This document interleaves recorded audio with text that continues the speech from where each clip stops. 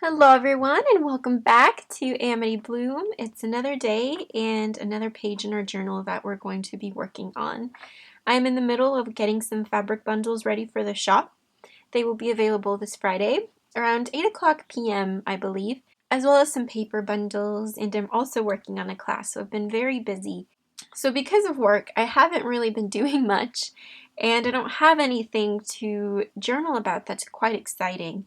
I know a lot of us have those days when you want to use your journal, but you don't know what to write about or what to journal about. And a journal shouldn't be treated just as a diary of what you did that day.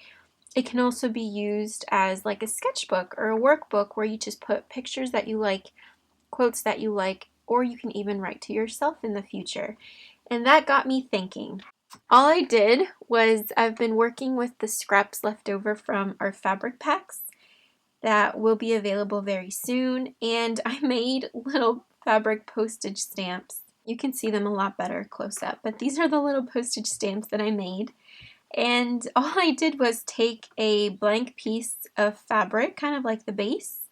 I trimmed it with pinking shears. Something similar like this. It's just one piece of fabric that I have, and you can use whatever types of fabrics. This is actually part of a vintage quilt piece. But all you want to do is take your pieces of fabric and with your pinking shears just trim them, or if you don't have pinking shears, you could just cut them with some scissors. And then on top of it, place a smaller fabric to decorate. That's all you do. And you don't even have to use fabric, you could use lace. And you could even trim this in half and just have it on part of it, so that we only use a little bit. Or you could even treat this as a little stamp. You don't have to collage them on top. So like with this one, I made it smaller, and I made the inside piece into a square. But then with this one, I did both of them with pinking shears. So you could do whatever you'd like and have different sizes, because that just makes it even more cute. Because then you can take a real postcard and treat it as like a little stamp. And isn't that adorable?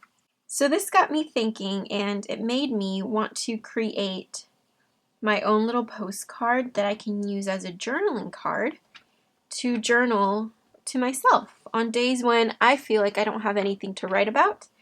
I can do this. So let me grab my materials and let me share with you how to create this beautiful project. The page in my journal that I want to do the spread for is this one right here. I love the book page, and it's the perfect size, I think, to fit a handmade faux postcard. So I have some tea stained paper here, just some regular paper, and I trimmed it to size so that it fits in there, and it will cover up the book page, but I have no problem with that. And you could do this wherever you'd like. So that's our base. That's the paper that I'm going to be using for my postcard. What I want to do first is I want to pass it through my sewing machine to give it kind of like a border, and then divide it in half. So I just passed two of them through my sewing machine, gave them the border, and then the little line in the center. So let me grab the postage stamp. Oh my gosh, that's looking so adorable. And this small one even would look so cute. Let's see, I really like this one. So I'm just going to grab my glue. You don't even need to sew the actual fabric postage stamps, the fabric stamps on. I didn't even pass them through a sewing machine, I just used some fabric glue. So now our little fabric postage stamp has been placed, and now I need to do some stamping. So let me put it on a hard surface. I'm just going to take this little postage stamp, and let's cross our fingers that this works. Okay. I'll do this one first because it's a lot thinner. Oh, I didn't have it on a flat surface. That's so beautiful. Yes. Don't you guys love it when you have an idea and it actually works out? Feels good. Okay, with this one, there's a little bit of texture. So I'm going to make sure that doesn't interfere. And if it does, it's okay. Oh, that was even more perfect than this one.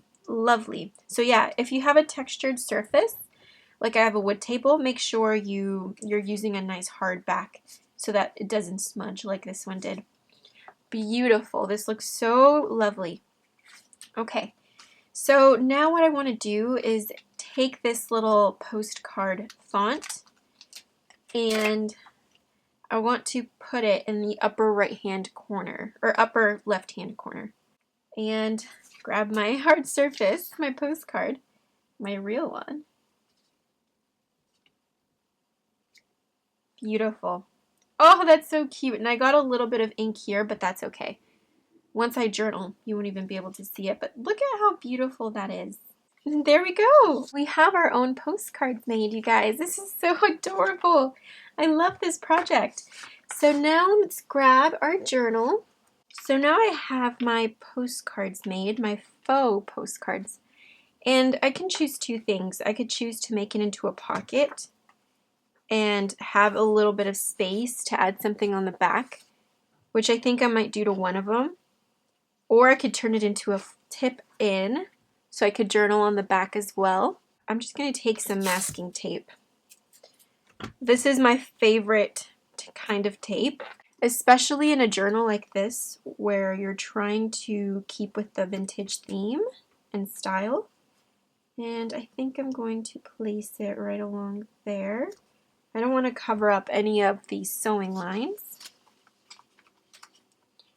And then flip it over and just add our tape on the other side. So that way when you flip this over, I can journal on the back or add some imagery on the back, and I still have this beautiful book page. And if I decide later on that I don't want to keep it as a flip, I could just glue it completely on. So you could do this in the beginning. Just tip it in, and then if you decide to just completely adhere it, just lift it up and add some glue, and you're all good to go. I think there's something beautiful in just creating something and just including it very organically in your journal. You're not gluing it in permanently, so you can go in later and change it, alter it, depending on your mood. Now that that's done, let me grab my pen and let's do some journaling.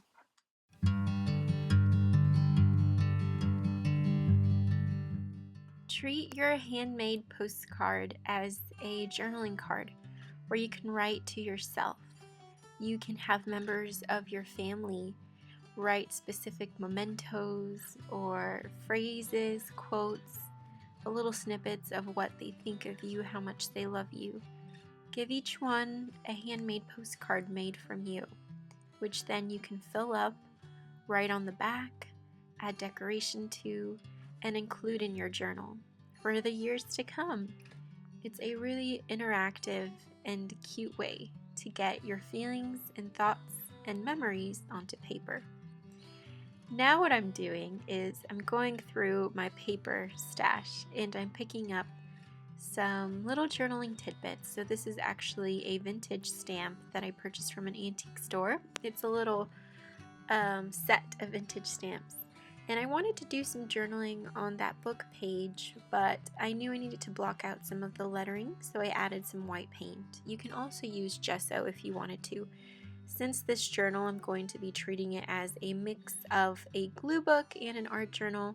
I'm just going to do what I want to do and what makes me happy.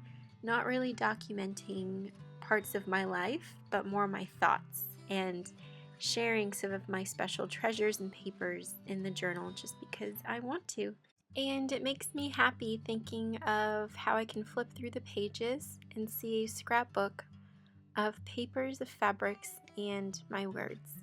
I just added a little piece of paper at the bottom to give it a little bit more interest.